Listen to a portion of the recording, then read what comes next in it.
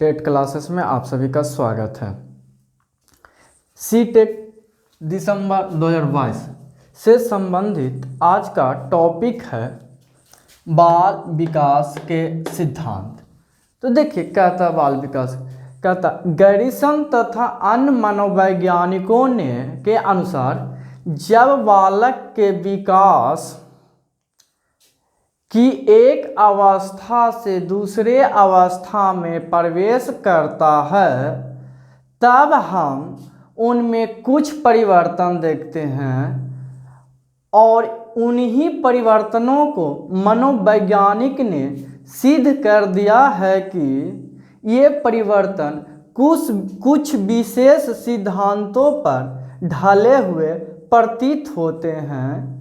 कहने का अर्थ है कि जो परिवर्तन बालक में देखते हैं एक अवस्था से दूसरे अवस्था में प्रवेश करने में, वह परिवर्तन कुछ सिद्धांतों पर आधारित है। वही परिवर्तनों को गैरिसन तथा अन्य मनोवैज्ञानिकों ने इसको क्या किया, सिद्ध करके दिखाए हैं कि आखिर कौन जो परिवर्तन निम्न है। तो देखिए पहला हमारा परिवर्तन कहता है निरंतर विकास का सिद्धांत। कहने का अर्थ है देखिए निरंतर कहता विकास की प्रक्रिया अविराम गति से चलती रहती है। कहने का अर्थ है कि निरंतर विकास का सिद्धांत के अनुसार विकास की प्रक्रिया अविराम गति से निरंतर चलती रहती है। यह गति कभी मंद एवं कभी तीव्र होती है। यानी कि कहने का अर्थ है कि हर एक अवस्था में इसकी गति क्या होती है, में उतार चढ़ाव आते रहती है। जैसे हम कह सकते हैं कि शैशवावस्था में कोई बालक तीव्र गति से विकास करता है, जैसे ही वह बाल्यावस्था में प्रवेश करता, बाल्यावस्था में जब बालक चला जाता है तो उसकी गति में गिरावट आ जाती है। यानी कि विकास में उसका गति के विकास में क्या होता है, मंदता आती है। लेकिन जब वह पुनः फिर किशोरावस्था में पहुंचता है तो उस किशोरावस्था के बालक में फिर पुनः से शारीरिक विकास तीव्र गति को देखने को मिलता है। तो यहाँ पर गति एक समान नहीं है। यानी कि निरंतर विकास के सिद्धांत में विकास है जो कि निरंतर चलते रहता है, परंतु गति एक समान नहीं रहता है, कभी तीव्र कभी मंद होते रहता है। दूसरा कहता विकास दिशा का सिद्धांत। दूसरा कहता विकास दिशा का सिद्धांत। तो कहने का अर्थ देखिए विकास दिशा का सिद्धांत के अनुसार, कहने के अनुसार कि विकास दिशा का सिद्धांत के अनुसार विकास की प्रक्रिया पूर्ण निश्चित दिशा में यानी कि पूरी निश्चित दिशा में आगे बढ़ती है। जैसे शिक्षा मनोवैज्ञानिक कुप्पुस्वामी ने अपनी व्याख्या में कहते हैं कि विकास दिशा का सिद्धांत दो प्रकार से होता है।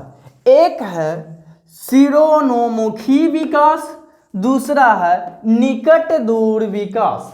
तो देखिए कहने का अर्थ कुप्पुस्वामी कहते हैं शिरोन्मुखी विकास के अंतर्गत वो कहते हैं कि बालक का विकास, जो बालक जन्म लेता है उस बालक का विकास पहले सर की ओर से वह पैरों की ओर होता है। यानी कि सर से पैरों की ओर होता है। जब जन्म लेता कुछ दिनों के बाद बालक अपने सर पर नियंत्रण यानी कि अपने गर्दनों पर नियंत्रण करता है। फिर कुछ दिन और बैठता है तो वह अपने कमरों पर नियंत्रण करके वह बैठने और घुसकने लगता है। और कुछ दिन बीतता है तो वह पैरों पर नियंत्रण करके वह क्या करता है, फिर वह चलना प्रारंभ करता है। तो यह कहने शिरोमुखी विकास कहने का अर्थ हुआ कि सर से पैर की ओर जो विकास चलता है वह शिरोमुखी विकास कहलाता है।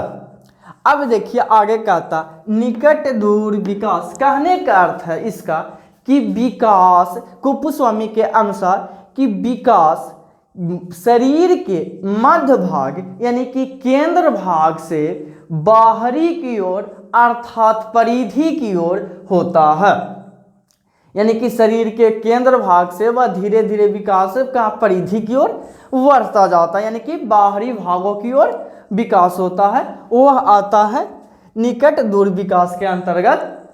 आगे कहता है हमारा तीसरा कहता है एकीकरण का सिद्धांत। एकीकरण का सिद्धांत कहने का अर्थ है कि पहले संपूर्ण अंग को फिर अंगों के भागों को चलाना सीखता है। देखिए इस एकीकरण का सिद्धांत के अनुसार कहने का अर्थ होता है कि एकीकरण सिद्धांत के अनुसार बालक पहले संपूर्ण अंग, जैसे कि छोटे बालक को देखते होंगे तो वह पहले पूरे हाथ और पूरे हाथ गोड़ को मुट्ठी बांधकर पूरे हाथ गोड़ को फेंकता है, फिर वह धीरे धीरे हाथों पर जब नियंत्रण कर लेता है तो हाथों और पैरों की अंगुलियों पर नियंत्रण करने लगता है। और जब ये दोनों पर नियंत्रण कर लेता है तो पहले संपूर्ण अंग के, फिर संपूर्ण अंग यानी कि अंग के, उसके बाद विभिन्न छोटे छोटे अंगों पर नियंत्रण करना सीखता है और फिर दोनों को